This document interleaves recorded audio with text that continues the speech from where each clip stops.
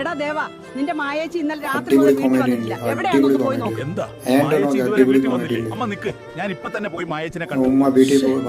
ഈ മായേച്ചി ഇതെവിടെ പോയി? മായേച്ചിക്കൊന്നും പറ്റിയിട്ടുണ്ടാവല്ലേ? ചേച്ചിക്ക് പറ്റിയാ ഞാൻ ഈ ലോകം തന്നെ തകർക്കും. എടാ ദേവാ, നിന്റെ മായേച്ചി രാജുബായിക്ക് പൈസ കൊടുക്കാനുണ്ടായിരുന്നു. രാജുബായി നിന്റെ മായേച്ചിനെ പൊക്കിക്കൊണ്ട് പോയിട്ടുണ്ട്. ആ രാജുബായിയെ ഞാൻ വെറുതെ വിടില്ല.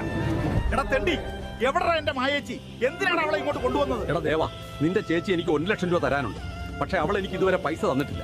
മോനെ, എന്നോട് ക്ഷമിക്ക്. നിന്റെ പഠിപ്പിന് വേണ്ടി വാങ്ങിയ പൈസയായിരുന്നു അത്. എന്റെ കയ്യിൽ ഇപ്പൊ പൈസ ഇല്ല. മോനെ, നീ എങ്ങനെയെങ്കിലും 1 ലക്ഷം രൂപ സംഘടിപ്പിച്ച് എന്നെ ഒന്ന് രക്ഷിക്കാൻ. ഇന്ന് എന്ത് ചെയ്തിട്ടായാലും ഞാൻ മായേച്ചിയെ തിരികെ കൊണ്ടുവരും. അതിന് എന്ത് ചെയ്യേണ്ടി വന്നാലും ഞാൻ ചെയ്യും.